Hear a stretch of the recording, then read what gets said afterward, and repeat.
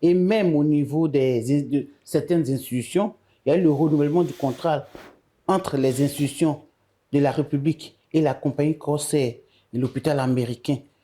Et toutes ces informations ont fait grand bruit. Vous n'étiez pas là. Quelle est votre position et quelle est la position officielle du PDCI-RDA? Merci madame. Je vais être franc envers tout le monde parce que je veux garder ma ligne de franchise.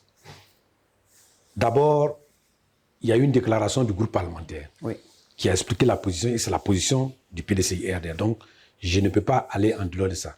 Mais je voulais vous dire que madame, je peux vous assurer que moi-même, je suis à ma 5e année à l'Assemblée nationale. Je n'ai jamais été informé de cette disposition.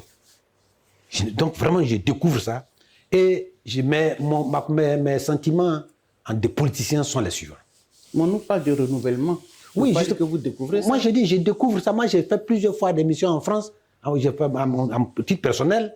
Je suis allé en France et je peux parier qu'il n'y a aucune personnalité, aucune personne qui peut dire que moi, Bredemi, j'ai bénéficié de ce sort-là. Je ne suis pas au courant. Je ne dis pas que c'est mauvais ou c'est bon. Je vais vous expliquer mon point de vue. Mais moi, je vous dis, d'abord, c'était comme ça. Je ne suis pas au courant. Et quand ça a apparu, moi, j'ai appelé le président du groupe parlementaire pour dire que je ne suis même pas au courant de cette disposition. Donc, je n'ai pas bénéficié de ça. La deuxième chose, c'est que quand il y a un travail qui s'est fait en petite commission ad hoc pour améliorer les conditions de vie des députés, ce qui est une bonne chose, cette commission ad hoc vient en plénière pour dire, on nous a mis en commission en plénière, voilà les dispositions que nous avons faites. Et avant cela, cette commission rencontre les groupes parlementaires pour en discuter. Je n'ai pas vu ce dispositif être fonctionnel. Peut-être que ça a été fait à l'autre mandature où je n'étais pas. Mais quelles sont les observations qu'on peut faire? La première chose, il faut dissocier les avantages accordés pour le transport et les avantages accordés pour les problèmes de santé. Les avantages accordés pour le transport, on se rend compte que la destination d'Afrique, particulièrement en Côte d'Ivoire, des compagnies aériennes, est très élevée, est coûteuse, tout le monde constate. Donc toute discussion qui doit amener à favoriser une réduction du coût des transports aériens entre l'Europe et la Côte d'Ivoire est bienvenue. Donc, et elle doit même faire en sorte que ça bénéficie aux Ivoiriens pour non seulement leur permettre de se déplacer aisément, mais aussi de favoriser le tourisme, qui est un pan économique important pour la Côte d'Ivoire. Donc ça, il n'y a pas de problème à ce niveau-là. Ce dont nous, on n'est pas d'accord, c'est qu'on en fait de ça une faveur pour aller se faire soigner. Or ça, c'est un facteur important du développement humain. Et notre pays, qui doit pouvoir améliorer ce dispositif sanitaire, son plateau technique pour faire chose, oublie ça et en fait des élites vont le bénéficier. J'ai écouté tout dernièrement le président Talon qui a dit que les évacuations sanitaires que il va les diminuer pour en faire un moyen d'investissement sur le plateau technique. Donc ça, le PDCI-RDA, qui est un parti de centre droit, qui met le développement humain au cœur, ne peut pas s'accommoder à une telle aventure où on prend des minorités, une minorité, et on leur permet d'aller là-bas. Ça, nous condamnons cela. Et ça, moi, je pense que c'est une erreur grave de l'avoir fait. C'est encore une douleur encore plus grave de l'avoir communiqué, d'en faire de ça un trophée. C'est là ce que nous pouvons. Donc, il faut se dissocier cela. Maintenant, j'ai écouté le président de l'Assemblée nationale faire une déclaration de c'est notre patron. Nous n'avons pas le droit de le critiquer en public, mais je pense que dans ces genres de situations, quand vous représentez le peuple, l'Assemblée nationale représente le peuple. C'est le peuple qui nous choisit. Nous ne sommes pas des nommés. Nous sommes des élus. On a qu'à faire très attention. Parce que ils n'ont pas élus pour venir faire des avantages pour aller nous faire soigner. Ils nous ont élus pour venir lutter pour que les conditions financières et judiciaires soient réunies pour le progrès du peuple. Oui, et ça, le PDCI-RDA ne veut pas se dérober de ça. Si le président de l'Assemblée nationale, que nous respectons beaucoup au PDCI-RDA, parce que, rappelez-vous, madame, nous avons été tous unanimes à le soutenir pour l'élection. Nous avons, sous le président Henri Konan Bédié, c'est moi-même qui ai pris la parole pour dire à la mort du président Soumaoro, ce n'est pas une foire aux candidatures et que nous devons faire tous ensemble le voter. Mais sur ce point, il faut qu'ils comprennent que nous sommes les représentants du peuple et que nous ne devons pas violer ou nous dérober du fait que nous sommes là pour défendre le peuple. Et le peuple n'est pas là pour que nous puissions avoir des avantages pour aller nous soigner. Alors qu'on doit pouvoir augmenter le financement de la santé pour qu'on puisse véritablement avoir des plateaux techniques. On nous a fait comprendre sur des plateaux de télévision qui sont proches du pouvoir pour dire que nous, on a construit l'hôpital, on a construit tel chose. Mais pourquoi Chérif Ousmane a développé ici aussi. Oui, mais pourquoi aujourd'hui, j'ai vu qu'il a montré des images comment on appelle, de l'urgence de Treichville. Oui. Le CHI de Yopougon, le plus grand quartier, et dont notre président est maire, n'est fermé depuis longtemps, sauf les urgences. Les urgences, les lits se font dans le truc de Covid.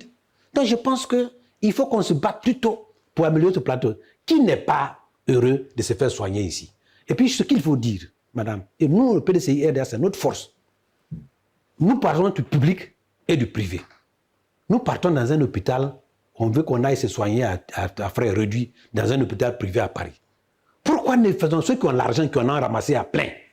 Pourquoi ils ne construisent pas comment on appelle, des cliniques bien pour que, avec une couverture sanitaire, avec des assurances, nous puissions aller là-bas. Là, ça a accès à tout le monde. Mais donc, sur cet aspect-là, nous sommes contre et nous allons nous opposer. Et ma prochaine intervention à l'Assemblée nationale, si l'occasion m'est donnée, je ferai point de vue sur là-dessus. Je ne suis pas d'accord. Et je pense que la position du PDCI-RD en tant que parti qui travaille pour le peuple et non pas pour une minorité. Honorable. Que quand le président Thiam s'est inscrit sur la liste et que nous avons eu écho qu'il y a une procédure pour le soustraire de la liste, la procédure n'est pas aboutie là pour le moment, je pense qu'on ne va pas aller jusqu'au bout. Nous avions estimé que c'était injuste. Malgré tous les éléments que nos avocats ont donnés, le RDR veut aller aux élections sans vertement d'adversaire sérieux. Donc il faut éliminer Thiam. On a déjà éliminé le président Babo, Blé Goudé, et ils vont aller sur. Pire, madame, voyez-vous, le protocole de la CEDEAO sur les élections disent qu'il ne faut pas qu'il y ait de modifications sur les règles électorales 6 mois avant les élections. Ouais. On vient de faire la modification du parrainage. On dit, si tu veux te faire parrainer, avant, c'est-à-dire que dans les régions et les districts, il faut avoir 50%. Maintenant, on vient de modifier par ordonnance. C'est-à-dire qu'on n'a pas débattu. Qu'il faut que maintenant, ça soit 50% dans chaque région. Cela veut dire quoi? Cela veut dire que celui qui est populaire dans 3 régions, qui gagne 80%, dans cette disposition, il peut utiliser son surplus là pour équilibrer les autres régions. Maintenant, lui, il peut avoir 80% dans une région. S'il a 40% dans l'autre, il n'est plus éligible. Il ne peut pas utiliser son surplus pour venir compenser cela. Donc c'est une façon de bloquer certains partis, certains individus, certains cadres qui peuvent le faire, qui sont populaires dans 3, 4, 5 régions, mais qui ne sont pas populaires ailleurs pour pouvoir le faire et laisser la place aux puissants. Et comme tous les puissants sont éliminés, donc il y aura un seul puissant qui va donc aller directement aux élections et se proclamer. Donc voyez-vous, on viole non pas comment on appelle, l'équilibre, la popularité des gens, on viole, et on viole le protocole de la CEDEAO qui interdit toute modification 6 mois avant. Donc voyez-vous, c'est dans ce contexte que nous contestons tout ce qui arrive et nous disons donc, c'est pourquoi on appelle à la population à travers le Cap Côte d'Ivoire qui est dirigé par le président qui dit il faut qu'on s'exprime. Il faut qu'on s'exprime. Donc le PDCI-RD a fait son expression. Maintenant, dans le cadre de la coalition, on va faire une expression. Et la première grande sortie, c'est le samedi à Fikayo. Et vous voyez même combien de fois on a eu du mal à avoir une place. On nous a refusé, d'après ce que quand j'étais en Europe, j'ai suivi ça, on a refusé le stade Champrou, le stade Fauboigny. Pourtant, eux, ils vont bénéficier des BNP. Ils vont bénéficier des MPP. Et nous, on nous met dans la rue. Comme si l'argent qui a construit les BNP, nous n'allons pas payer aussi.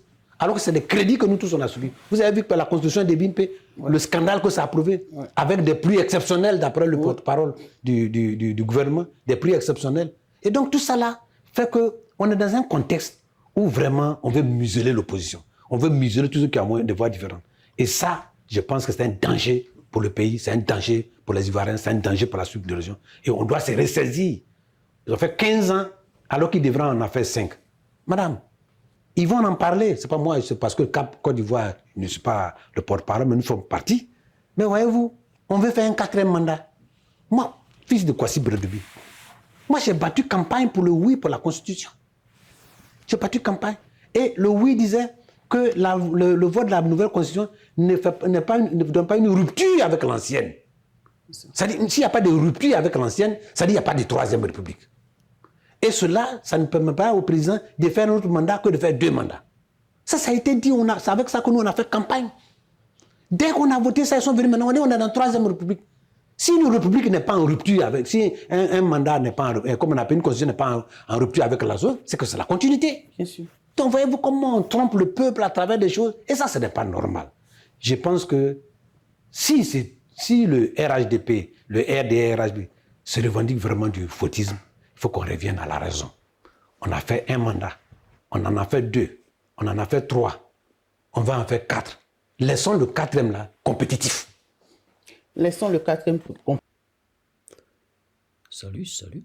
Voilà comment ça sort et c'est comme ça sort. Et voyez-vous, moi j'ai écouté M. Brindoumi, mais j'ai été un peu déçu de... Bon, moi j'ai dit déçu parce que je ne peux pas comprendre que lui, il arrive à cautionner, comment on appelle ça, cette décision du gouvernement, disons, les accords que le gouvernement a signés avec cette compagnie aérienne. Mais dans son allocution, il dit par exemple, cet acte est divisé en deux parties. C'est-à-dire, on voit ça sur 2 angles.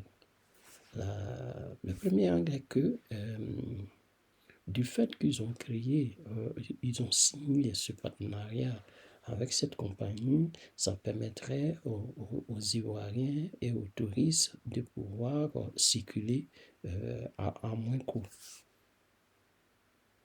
Mais, M. Brindoumi, le RDR ne fait rien pour rien.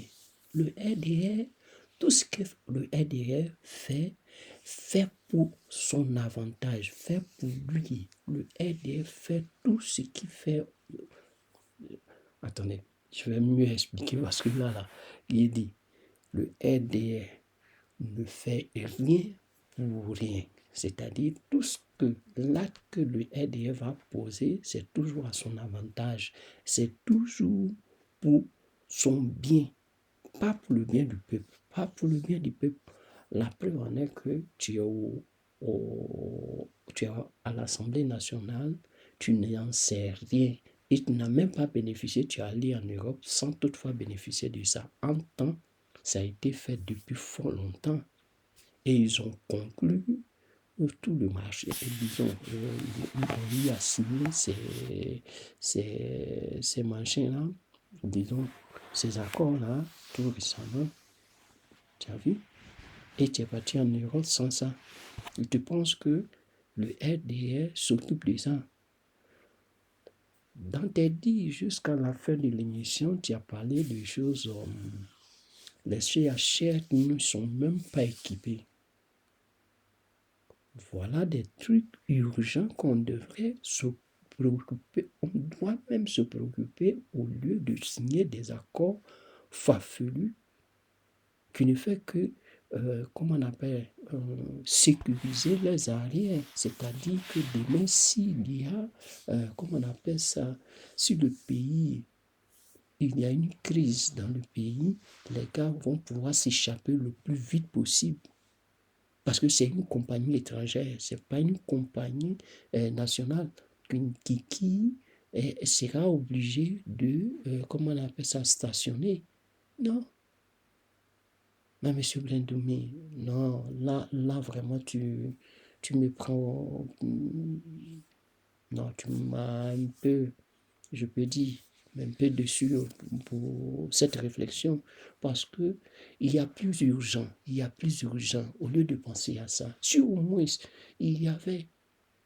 le pays avait plus de choses, comment on appelle ça, de tranquillité, avec de l'épanouissement. Bon, on dit le pays va bien, on sent que les jeunes ont du boulot, le côté sanitaire ça marche, rentrer si sortir. Et même si le côté sanitaire ça marche, ils n'ont pas besoin d'aller créer des contrats ou bien, si je peux appeler, comment on appelle ça, signer des conventions avec des hôpitaux en dehors de la Côte d'Ivoire.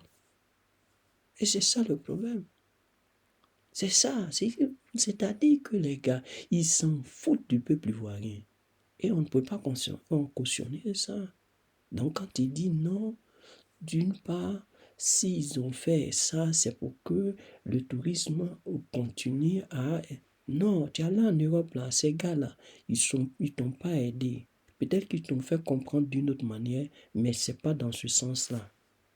Les gars ne font pas ça pour le tourisme. C'est pas possible. C'est pas ça. C'est pas ça. En Côte d'Ivoire, combien d'Ivoiriens qui voyagent? En Côte d'Ivoire, combien d'Ivoiriens qui voyagent?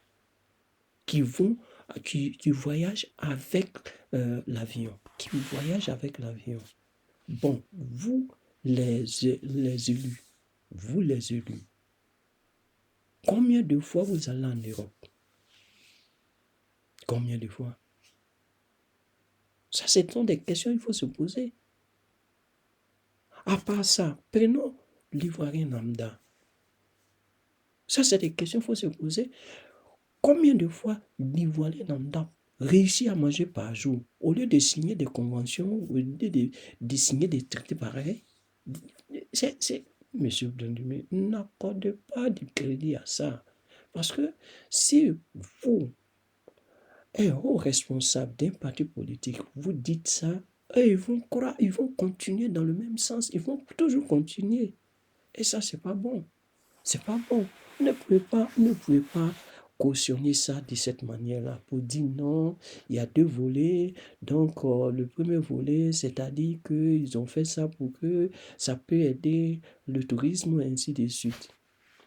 Ces gars, ils sont pas prêts. Non, ils sont pas prêts. Ils ont verrouillé l'opposition. Même pour faire un meeting, l'opposition n'a même pas le droit. Mais quand eux, ils se lèvent, ils vont faire des meetings. Vous voyez ça? C'est pas juste. Il faut dire que le RDR ne fait rien pour rien. Donc, si le RDR a posé ces actes-là, le RDR a signé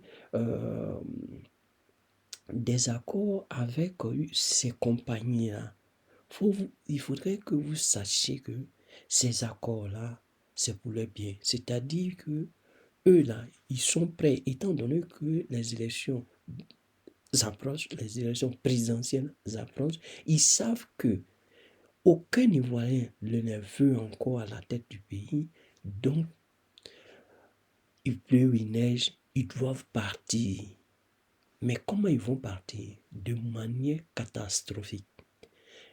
Alors, c'est quoi?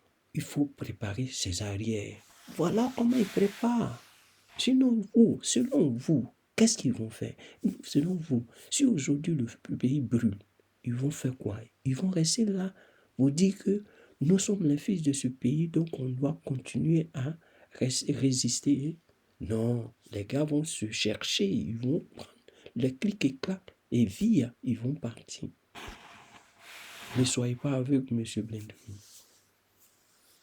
Vous êtes un vieux de ce pays. Vous êtes, comment on appelle ça, un cadre vraiment. Je vous admire trop pour que vous arriviez à donner, comment on appelle ça, une analyse sur, une telle analyse sur cet accord qui c'est ce pouvoir signé. Non, ça passe pas. Moi, ça me passe pas. Je n'arrive pas à concevoir ça. Ça me passe pas. Et à la suite, vous avez même demandé à une reprise pour avoir seulement que la place Figayo. Ils ont refusé. Vous étiez obligé d'insister et réinsister afin que on vous cède cette place-là, pardon. C'est pas bien. Ne leur donnez pas ce crédit-là. Ne leur faites pas avoir confiance en ce qu'ils sont en train de faire parce qu'ils sont en train de brimer le peuple, ils sont en train d'appauvrir le peuple, ils sont en train de tuer le peuple. Et ça, nous, on ne veut pas. Donc, il n'y a aucune action qu'ils vont mener qui va pouvoir, comment on appelle ça, pouvoir blanchi tout ce qu'ils ont fait. Jusqu'aujourd'hui, ils ne font que, comment on appelle ça? On peut appeler ça. Ils ne font que tuer le peuple, je peux dire. Parce que le peuple ne mange pas à sa faim. Et même il y a des gens qui dorment dehors jusqu'aujourd'hui. Vous le savez. Alors, ne soutenez pas ça. Parce que à dire ainsi, c'est comme vous soutenez ce qu'ils ont fait. Non, c'est pas bon. Moi c'est comme ça que je l'entends. Moi, c'est comme ça que je l'entends. Parce que si tu me dis non, ils ont fait ça. Ça peut aider le tourisme et puis ceux qui doivent voyager. Non, je dis non. On va avancer. Donc, parlons du PDCI. Moi, je dis, votre tournée que vous avez fait, aller ici, aller là, c'est la même Europe. L'Europe, qui dit l'Europe, dit la France. Aujourd'hui, la France ne joue pas franc jeu. La France ne joue pas franc jeu. C'est vrai, vous étiez en Belgique. Vous avez été en Belgique. Je suis d'accord avec ça. Mais excusez-moi, hein, avant d'être en Belgique, ou même si vous êtes allé en Belgique, sachez très bien que la Belgique, c'est la France. Les Européens ne peuvent rien faire sans la France. Sans la France. Bon, peut-être ils vont la convaincre afin qu'elle puisse trouver un moyen d'enlever ce vieux grigou-là au pouvoir. Peut-être. Mais je ne suis pas sûr. Parce que moi, je ne crois pas même. Je fais mes analyses. C'est-à-dire, aujourd'hui, la Côte d'Ivoire est le seul pays qui a encore les liens coloniaux. Donc, la France a tout perdu en Afrique. A perdu le Sénégal, le Burkina, le Mali, le Niger, le Tchad. Les autres pays, il n'y a pas grand-chose. Les autres pays qui restent, il n'y a pas grand-chose. La Côte d'Ivoire est une plante tournante. Si la France la perd, c'est-à-dire que c'est fini pour la France en Afrique. Donc, si aujourd'hui Alassane est encore au pouvoir, la France réussira toujours à avoir même mise sur la Côte d'Ivoire. Alors, elle est obligée de maintenir ce farfelu, ce vieux grigou-là au pouvoir. Donc, cette manière de faire croire à Tidiane Tram qu'ils vont l'aider à pouvoir, ou bien, je ne sais pas comment on réussit à lui montrer qu'ils sont partants, qu'ils le soutiennent. Moi, je ne crois pas à ce jeu-là. Je ne crois pas à ce jeu. Du fait que autour de la Côte d'Ivoire, tous les pays sont, comment on appelle ça, sont rétractés. Donc, quelque part, la France ne peut plus avoir, ces richesses-là, ne peut plus exploiter l'Afrique en plein temps, à part la Côte d'Ivoire. Donc, vous ne pouvez pas croire que cette même France-là, ou bien l'Europe, va pouvoir vous aider à pouvoir enlever ce vieux gribouille-là. Et moi, c'est ce que je voulais dire. Donc, sans trop bavarder, je vais vous laisser sur ces mots. Et puis, on aura une prochaine vidéo parce que M. Brendumi m'a vraiment choqué. Moi, j'ai voulu lui dire ce petit mot-là. Parce que ça, c'est ça. C'est ça le problème. Donc, il ne faudrait pas se tromper en ce qui concerne les liens ou bien les rapports qui vont exister entre le président Thiam et l'Europe. Moi, je crois que on doit compter sur nos propres forces. On doit trouver des stratégies ou même se révolter comme le Burkina, comme le Mali, comme d'autres peuples. Même le Sénégal l'a fait. Donc, quand Sonko, on a mis en prison, le peuple s'est levé. Le peuple s'est levé. Ou quand de précis, je veux dire, de précis, c'est quand même... Macky Sall voulait faire son 4e mandat, je crois, son 4e mandat, ou bien son 3e, non, c'est son 3e mandat. Le peuple s'est levé. Le peuple a dit non, tu ne peux pas faire un 3e mandat. Tu ne peux pas faire un 3e mandat. Mais les conditions nécessaires en fait que les élections puissent se passer maintenant, parce qu'il a voulu repousser pour gagner du temps. Mais le peuple a dit non. Je vous comprenez. Donc vous ne pouvez pas venir faire comprendre, à chaque fois je le fais, vous ne pouvez pas venir me faire comprendre que, comment on appelle ça, vous allez passer par une aide extérieure pour arriver à bouter ce vieux Kilgou-là hors de la Côte d'Ivoire. C'est pas possible. Si le peuple ne s'y lève pas là, on va rester dans ça. C'est vrai, il y aura des morts, mais on assume. C'est tout. Moi, moi, c'est ce que je vois et c'est ce que je pense. Mais à regarder autour, c'est ce qu'il y a à faire. Il n'y a pas d'eux. Il n'y a pas d'eux. Parce que l'Europe, faut dire que c'est la France. Ils ne vont pas pouvoir mener des actions ici en Afrique et puis outrepasser l'Europe. Je dis l'Europe, la France. C'est pas possible. La France sera incluse. Ça, c'est inévitable. Et elle ne va pas permettre, qu'on arrive à enlever son filleul. Son filleul. Et c'est ça le groupe. Donc mon frère mobilise des militants afin qu'on puisse se mettre dans la rue pour enlever ce gars-là au pouvoir. Parce que là, on n'est pas vraiment sorti de l'auberge. Parce que même on voit les Européens et puis venir, hein, ça ne va pas nous arranger. À bon entendeur, au revoir.